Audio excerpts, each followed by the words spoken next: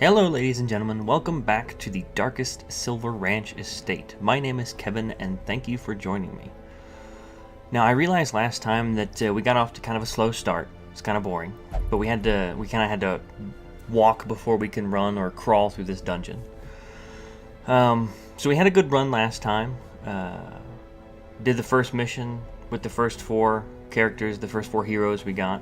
Got a little gold, got a crappy trinket or two. And so let's see what there is to offer in this next week. Let's go to the stagecoach and see who we have. We have 12. We upgraded the stagecoach a little bit, so we have 12 slots available. So I think I'm just going to grab all of these people. To those with a keen eye, gold gleams like a dagger's point. And we're not looking too bad stress-wise. I think Boyven, I feel funny saying that name. Anyway, I think Boyven could use a little stress relief. We wouldn't have a healer otherwise, but usually these first runs are short, so I think we might be okay. Something that we can do to relieve some stress here. I think that in general, the cloister, the transept, and the penance hall. So I think if you put a character in, like for example, the cloister, you can come back after you do your dungeon run, and they will have fled. Or not fled, but they may have wandered off to seek a higher power, and you won't be able to use them for a couple of weeks. I think that chance of them doing that is lesser in the transept and the penance hall. So I think we're gonna put Boyven in the penance hall, and I'm gonna use some of these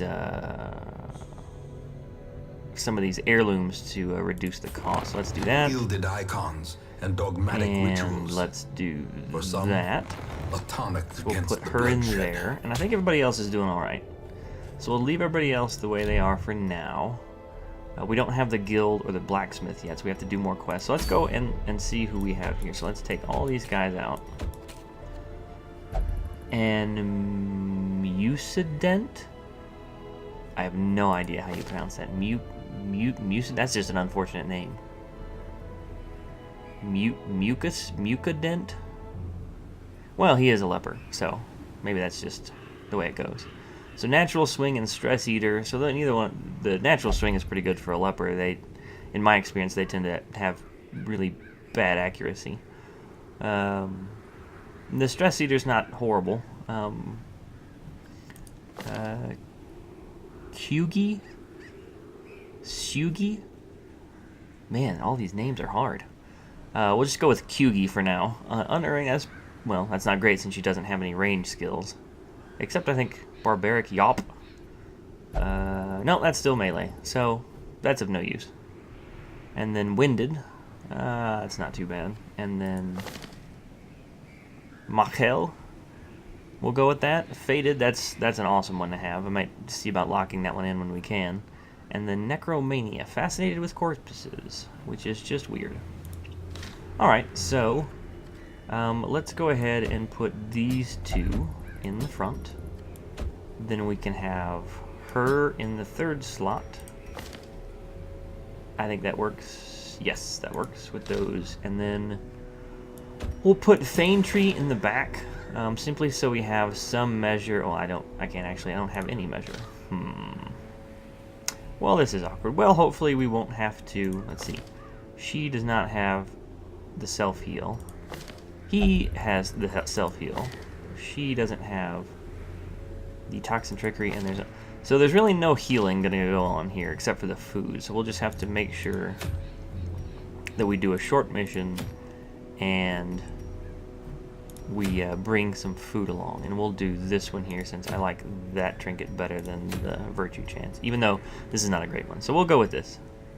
And I don't think there's any. Let's unequip all the trinkets. I don't think there's. There is actually a trinket that would work, but that's for the jester only, so never mind. No, it won't. So we'll just provision. So it's a short mission. It's a short mission, but I also don't have anyone that can do any healing, so I'm going to be relying on food to do all the healing. So we'll take the maximum amount of food that they allow us. We'll take 8 torches, a couple of bandages, a key, and holy water or 2. I should do it. We'll embark. If you live for risk and darkness, by all means, bring few torches. Well, we brought 8, so I think we should be okay. Pace out the halls of your lineage once familiar, now foreign. Alright, so not too bad of a layout. I think we can kind of wind our way through here and hit all the rooms that we need to do, so let's go this way. Oh, that was quick. Of course. Mortality Crit right off. Well, this is going to be great. Strike. Since we have no way to heal, having a crit strike for, you know, over half of your starting health is a great way to start. So that's awesome. Now they can't bleed, but I want to hit this guy or I don't want to hit this guy. They always give me trouble critical striking and health damage wise, so I want to kill him first, but apparently that's not going to happen with her because she can't hit anything. And it's radiant light, dude. Dudette, whatever you want to call it. 4 damage per turn is nice. Let's see if we can 3 to 7, and what is this? 5 to 10. So I got 10 on the lunge. This bone arbalist would actually die next turn, so let's try that. 8, miss. It's close. We're just gonna do a chop and get rid of one of those guys. To the pit. Little bone pile right there. Move first. And 6 damage. That's not too bad. The leper has more than enough to take care of that. So let's just throw a noxious blast at this rabble and do some damage. And since you can't do anything, you're gonna move back to your original spot. Unfortunately, I can't change her combat skills because the guild isn't unlocked, so I can't do the Shadow Fade to do the party movement. But that's okay. Let's go ahead and so Arbalest is dead next turn. Let's go ahead and finish off the rabble. Abomination cleansed from Then our we'll just do a lands. selfie.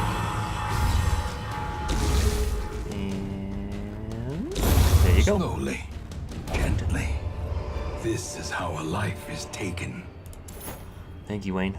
That's not a bad haul for the first fight, but we are going to need to eat the maximum amount of food to get her back up and to continue. I didn't check to see if there's any negative quirks. I forgot. Dud hitter, that's always great. Necromania, Winded, and Stress. Okay, so nobody in here is going to be stealing items.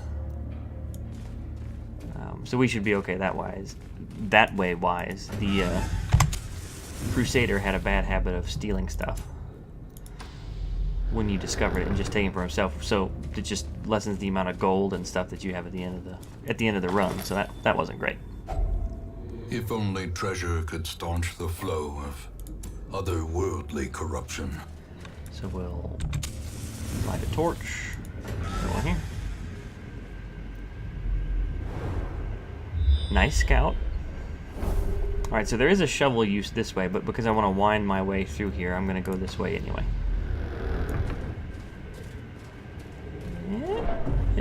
So she saw a big thing and then she got scared. Stone seems bent We'll on use the preventing shovel passage. and light another torch.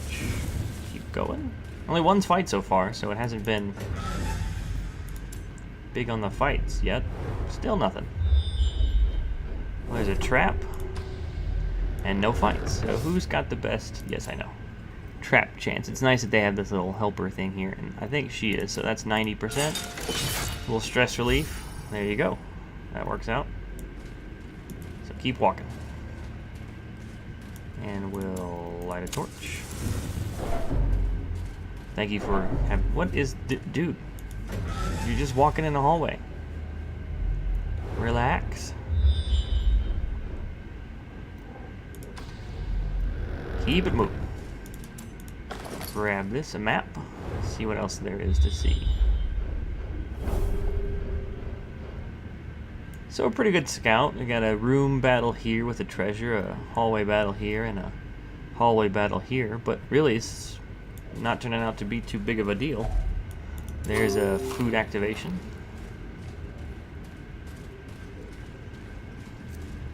And we'll light a torch or two and The then way go in is here. lit. The path is clear. Since as we've hit all these rooms already, we'll just go straight over here. Ignore the books. See, the books have, in my experience, more often than not, they give you negative quirk, or they just add a bunch of stress. And so I'm really tempted to not grab it, but it's early, so what the heck, let's go see what happens. Of course. Most unsettling passions. I don't think that did anything. It made the light go down. I don't know if that's just because it took us a long time to read it and we're a slow reader, or if it's whatever we read made it seem darker in here. But either way, that's generally how reading those books go, so I generally avoid them.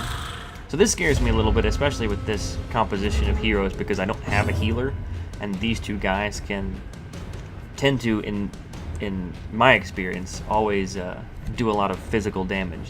So we're going to do everything we can to try and get rid of them first. So with a 10% resist, this guy resisted, so that seems fair. We'll do that. Not looking for the bleed, but just looking to do damage. And then we'll just get rid of 2 to 4 damage on each one. That's not worth it. Let's just get rid of one. Be gone, fiend. And then if I do that, that should kill. So let's just throw it at it. So this one's dead before it even moves. A death by inches. We always have to target her. Well, looks like we're going to be eaten after this one, too. Which is okay. I mean, that's why we brought all the extra food. Let's do another plague grenade, see if we can, There we go. Look at that. Get the blight going, and then we're going to... Oh, no, we're going to do damage here. See if we can get this guy gone before he moves again. We're just going to do this Another person. one falls. Well, former person, now just a pile of bones. At least they didn't target the grave robber. So let's just finish this with a thrown dagger. Oh, there you go. As the fiend falls, So that wasn't too bad. We're still going to have to eat again, blossoms. because she has such low health to begin with. Ghoulish horrors. And then we don't have too much more. Well, we have a little bit. We don't have too much more of the dungeon left, so we should be able to just cruise through with the rest of the food, despite the food activation. So let's go in here and see what this battle is like. Spiders. Now, you wouldn't think looking at a bunch of spiders they'd be too bad, but the combination of the webs and the bites can actually ruin your day really, really fast. So it's better not to underestimate these guys and just kill them. So the breakthrough will do 3 to 6, 3 to 6, and 3 to 6, and they all have 7 health. So it might be better just to guarantee, more or less, the kill on one of these. So let's see if we can do this here. That works. Executed with impunity. I don't know why a spider, especially a spider this size, because, I mean, look, they're at least, as tall as any of these people, or, pretty close to being as tall as any of these. So I would think that a spider of that size would leave a corpse behind, but whatever. So let's see, what is a thrown dagger? 3 to 7, so not great. How about a lunge? A lunge has a much better chance to kill, so let's go ahead and do that. But of course, we didn't get it. So let's go ahead and throw a plague grenade and see if we can kill this one off. Good, so that one's dead. So then we just have to take one of these out, which we're not, because we like to miss. Even though I think he has additional accuracy. There's the web. If it's a stun, that's not a big deal. Good, we resisted. Great So that one's is the dead. weapon that cuts on its own. And there's the bite. Alright, so that's it, and here's another bite. And this is what I was talking about. They kind of get on a roll, and all their attacks combo together, and then before you know it, one of your heroes is dead. So don't you have extra?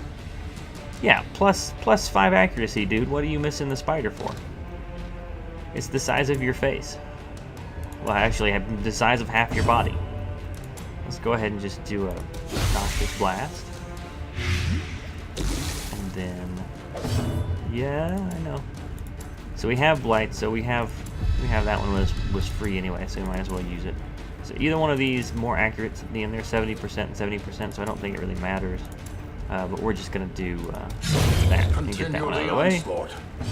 And then, hey, we hit it that time. Right, let's see what's in the chest. So we use the key. Or is it merely a trick of the light? And take our stuff and move on. I have another shovel, right? Yeah, okay. I just wanted to make sure that I didn't have to like do another little loop just to avoid the shovel activation, because it can really hurt if you don't have a shovel. It damages. It does a little bit of health damage, but it adds a ton of stress, and I'd rather avoid that if possible.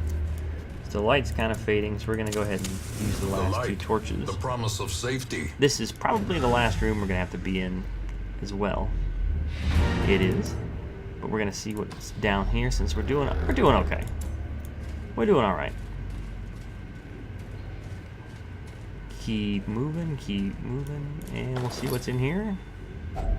An extra 75 gold and a couple busts that we would have had we stopped before. So let's see what's in the final room. And a fight. That's not too bad, and we surprised him, so this should go okay.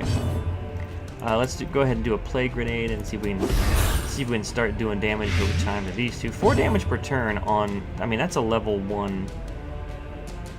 That's a level 1. That's a level 1 skill. And 4 damage per turn is pretty significant. So we're gonna go ahead and do. We're gonna go ahead and do. Yeah, we're gonna go ahead and do this poison darts and see if we can actually stack up some more. So 7 damage per turn. And then that to get rid of that guy. A pile of bones with a sword sticking out of him. Always nice. And then if we can do 6 damage, we should be able to take this guy out.